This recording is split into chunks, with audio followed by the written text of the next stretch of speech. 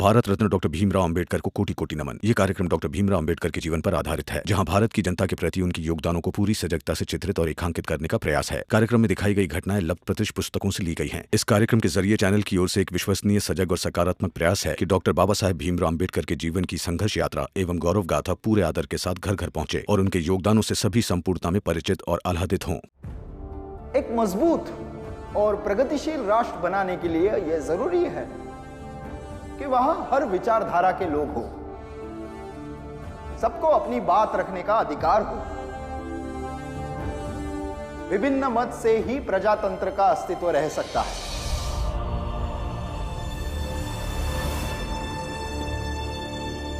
दीवार गिराने से पहले आप लोगों को मेरी जान लेनी होगी।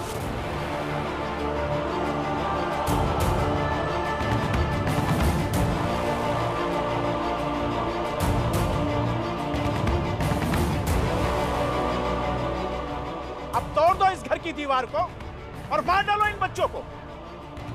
इस शानदार काम के लिए मैं आप लोगों का फूलों की माला से अभिनंदन करूंगा और इस शुभ अवसर पे पुलिस कप्तान साहब को मुख्य अतिथि के रूप में आमंत्रित करूंगा।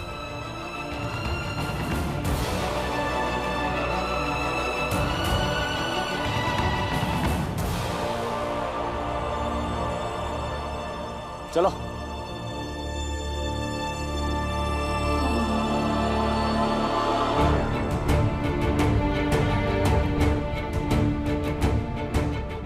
मैंने देखा कि ये लोग घर के बाहर नाटक कर रहे थे, तो मैं समझ गया कि इनके नाटक का जवाब सिर्फ यही दे सकते हैं। तो मैं भाग कर गया और इन्हें बुलाकर लेके आया। अब सब ठीक हो गया है। बहुत अच्छा किया बेटा।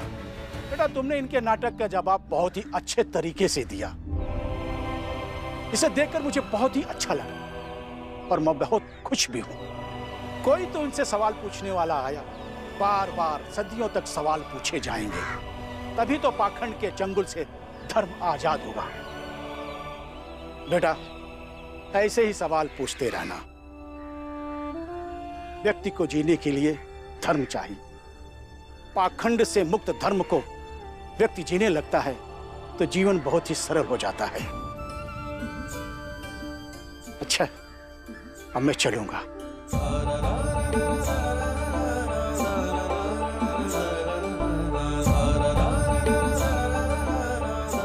ठीक है भीम, मैं भी जाता हूँ। कल तैयार होकर स्कूल आ जाऊंगा।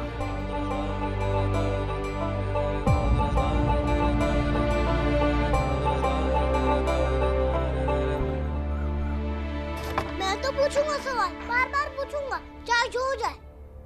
बाबा ही आ गए। अरे क्या हुआ? तुम रो क्यों रहे हो? ये बाला कहाँ है? वो दिखाई नहीं दे रहा।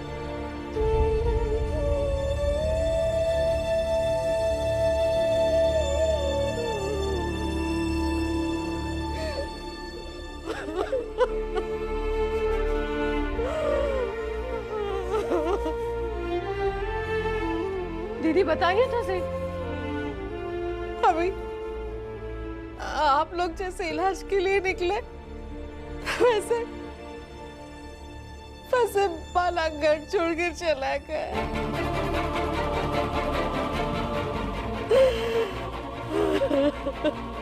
हमने बहुत कोशिश की उसे ढूंढने की, सब जगह देखा, स्कूल पे। फिर वो सुना कि बेटे ने बोला कि बाला के खत देकर गया था। खत पे लिखा था कि वो बाला भी सच में घर छोड़ के अचानक आया।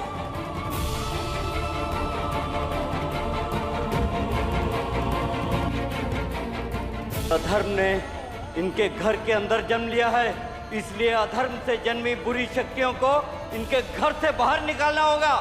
इनके घर के बाएं भाग को तोड़ना होगा। दीवार गिराने से पहले आप लोगों को मेरी जान लेनी होगी।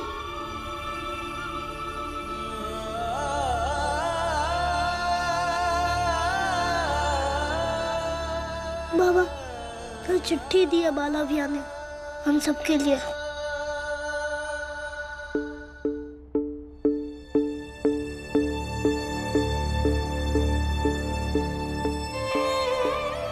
बाबा, आई और बुआ, आप तीनों मुझे माफ कर दीजिए, क्योंकि आप तीनों चाहते थे कि मैं पढ़ूं,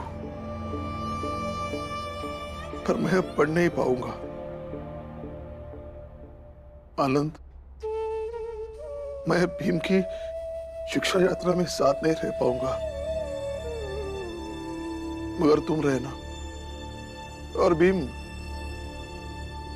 तुम मुझे ढूंढने की कोशिश मत करना, क्योंकि मैं जानता हूं कि अगर तुम मन में ठान कर कोई काम करने निकलोगे तो अवश्य सफल हो जाओगे। और मैं नहीं चाहता कि मैं जिस काम के लिए निकला हूं उससे पहले तुम मुझे ढूंढ पाओ।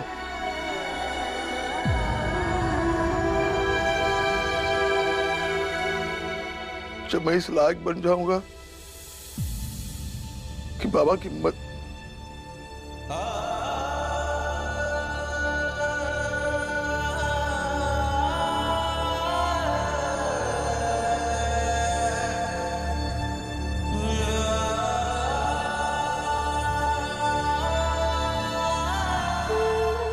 जब मैं इस लायक बन जाऊंगा कि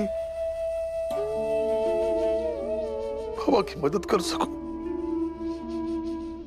तब मैं लौट के आऊंगा। और आखिरी बात, बाबा अपनी कसम से आजाद कर देना मुझे। बाला, जा बाला, आजाद किया तुझे अपनी कसम से, लेकिन मुझे जीवन भर इस बात का अफसोस होता रहेगा, मेरा सबसे बड़ा बेटा पढ़ाई कर नहीं पाया।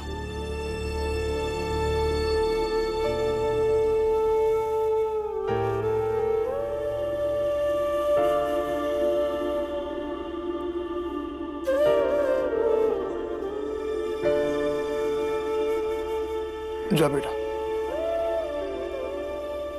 जहां भी रहो खुश रहो। बाला,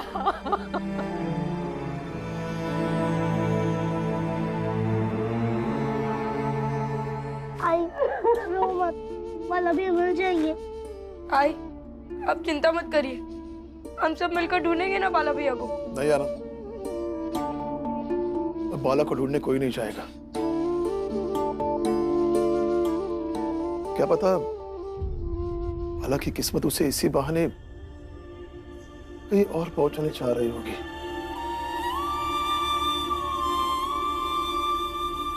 कभी कभी खुद को नियति के भरोसे पर छोड़ देना चाहिए,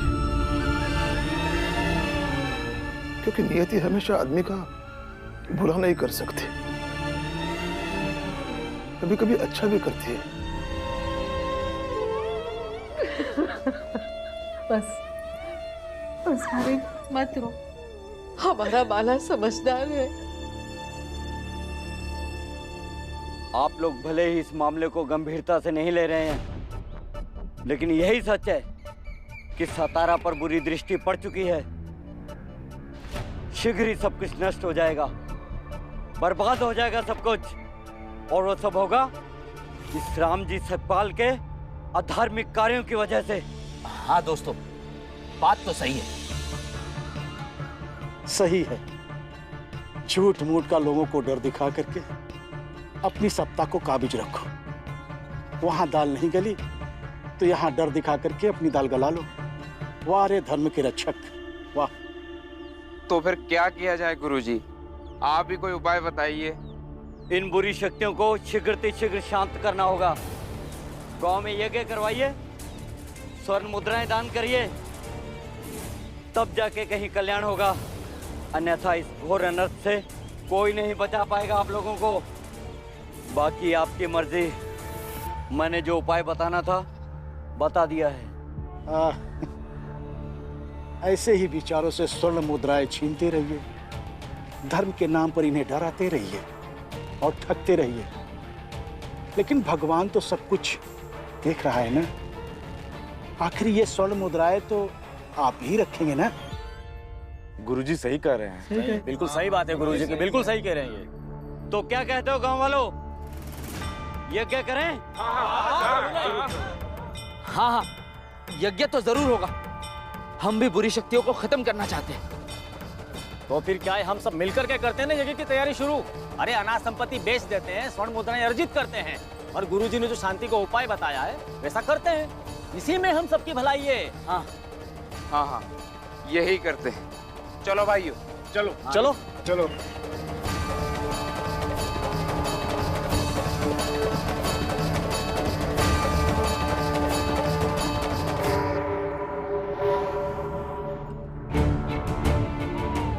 यज्ञ कीजिए, हवन कीजिए, किंतु स्वर्ण मुद्राओं का यज्ञ किस काम का? आहुति देनी है तो मन में जो मैल है उसकी आहुति दो, जो घृणा है उसकी आहुति दो, क्रोध है उसकी आहुति दो। आपस में प्रेम करो और प्रेम से रहो। मुझे कहीं और चलना चाहिए जहां मेरी जरूरत है।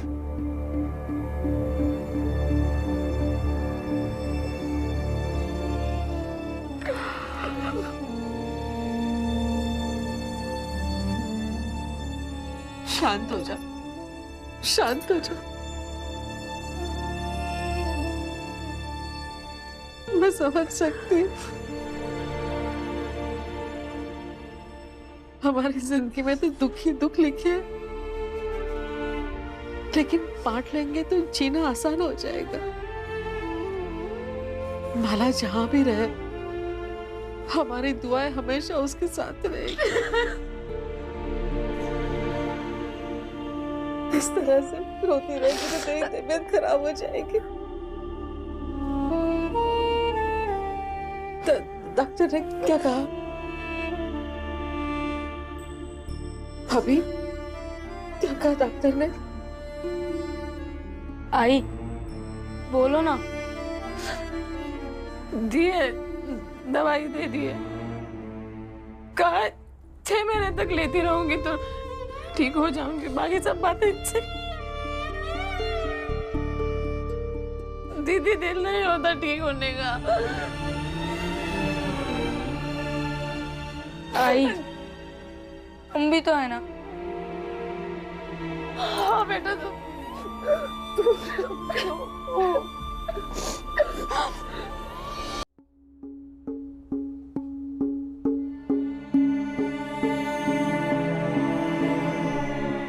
बाबा, आई की तबीयत बहुत खराब है। नहीं, दवाई से ठीक हो जाएगी।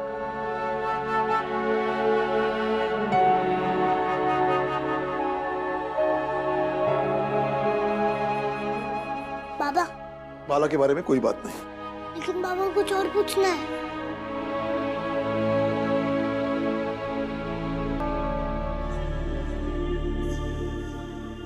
पापा, धर्म क्या है?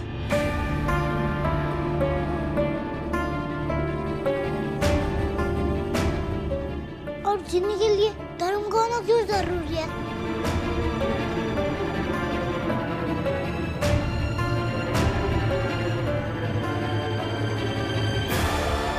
बैठ, बैठ जा।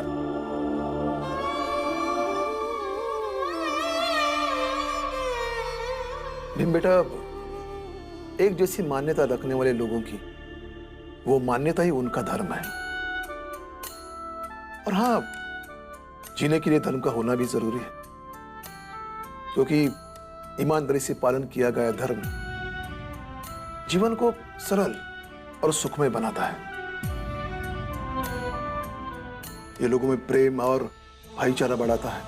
लेकिन जब कोई इंसान इसे अपना हित साधने के लिए प्रयोग करने लगता है तो यही धर्म जहर बन जाता है।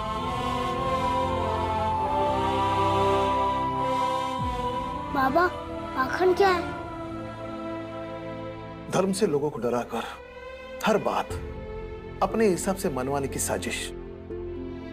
अपना हित साधने की बेईमान कोशिश, समाज पर अपना वर्चस्व स्थापित करने की लालसा, ताकि कोई भी धर्म से असहमति ना दिखा पाए और ना ही कोई सवाल पूछ सके।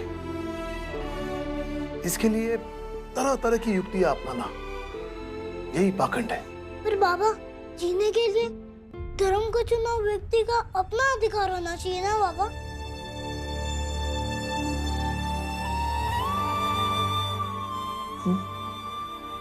बिल्कुल, होना तो यही चाहिए था, लेकिन क्या हो रहा है ये अलग बात है। लेकिन बाबा, ऐसा क्यों नहीं हो पाता है?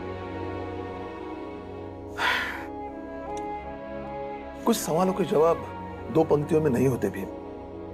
ये इसी तरह का सवाल है। अभी तुम स्कूल जाओ और पढ़ाई करो, ज्ञान का संचय करोगे तो ऐसे हर मुश्किल सवाल का जवाब तुम्हें मिलता जाएगा। और कुछ सवालों के जवाब हमें खुद को ही ढूंढने चाहिए। इसलिए कि तब हम सबसे बेहतर उत्तर खोज निकालते हैं। तुम स्कूल जाओ, मुझे भी काम पर जाना है। आनंद, तो स्कूल जाने की तैयारी कर। मैं काम पे जा रहा हूँ। संभाल कर जाना। भाभी तू आराम कर, मैं खाना बना देती हूँ। तुलसा, मंजुला, चलो लकड़ियाँ लेकर आते हैं। मुझे भी काम करना चाहिए। कम से कम अपने इलाज के पैसे तो मैं खुद कमा ही सकती हूँ। मैं अपने पति पर बोझ बनकर नहीं रह सकती।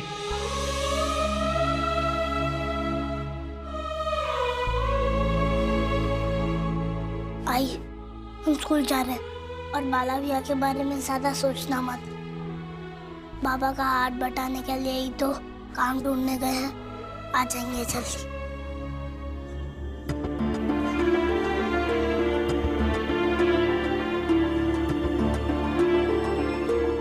जब मेरे छोटे छोटे बच्चे काम ढूंढ लेते हैं तो मैं भी ढूंढ लूंगी।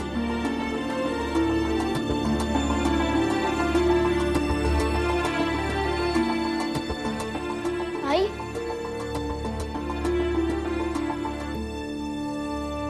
आई,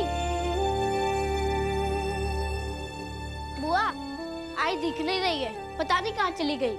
अरे यहीं तो बैठी थी। कोई बात नहीं, आ जाएगी। चलो हम लोग खाना बनाने की तैयारी करते हैं। भीम, प्रणाम गुरुजी। खुश रहो, खुश रहो। भीम, बाला नहीं दिखाई दे रहा है। स्कूल क्यों नहीं आया? उसकी तबीयत तो ठीक है? गुरुजी, वो बाला भैया घर छोड़ के आ गया। इनका बाला भैया पूरा गांव जानता है। आप नहीं जानते मेटका गुरुजी? तुम्हें पता है तो तुमने क्या बहुत बड़ा तीर मार लिया। भीम, बाला घर छोड़ के क्यों गया? मैं पैसे कमाने थे ताकि मैं पढ़ सकूं, आई का इलाज हो सके और बहनों की शादी हो सके। कोई बात नहीं, तुम चिंता मत करो। तुम्हारे बाला भैया कुछ दिन बाद जरूर वापस आएंगे। गुरुजी, नहीं आएगा वो। इसके जात के कुछ लोग मेरे घर के थोड़ी ही दूरी पे रहते हैं। उनके भी घर में से 2 जन भाग गए थे, फिर लौट के कभी नहीं आए। दारू पीकर वही मर गए। लेकिन मेरे बाला भैया वापस आएंगे, क्योंकि उन्होंने बाबा के सामने एक कसम खाई थी कि वो कभी शराब नहीं पिएंगे। मेरे बाला भैया को कुछ नहीं होगा, वो वापस लौट के आएंगे। तो आके क्या करेगा? स्कूल में बोझ और घर में भी बोझ, ये तेरा बाला भैया। मेरे बाबा तो कहते कि इनकी जात ही बोझ है इस धरती पर।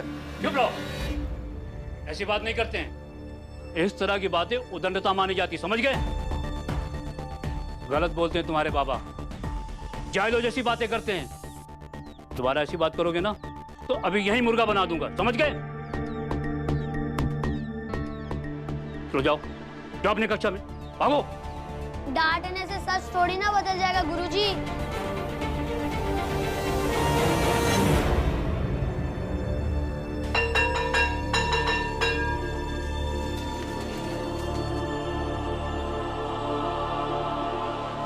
आनंद भैया, बाला भैया ने घर छोड़ के गलत किया। भीम, तू चिंता मत कर, बाला भैया घर वापस आ जाएंगे। तो मैं सबको जवाब दूंगा कि हम लोग उन लोगों से अलग कैसे हैं। भीम, तुम्हारा घर, परिवार और परवरिश सबसे अलग है। बाला भी उन जैसे लोगों की तरह नहीं है। वो घर से जिम्मेदारी का बोझ लेके गया है, वो भागा नहीं है। इस जिम्मेदारी से जुड़े रिश्तों का एहसास उसे बहुत अच्छी तरह से है। देखना, बाला जरूर घर वापस आएगा। तुम चिंता मत करो, जहां भी होगा अपने तरीके से रास्ता जरूर ढूंढ लेगा। समझ गए? जी गुरुजी।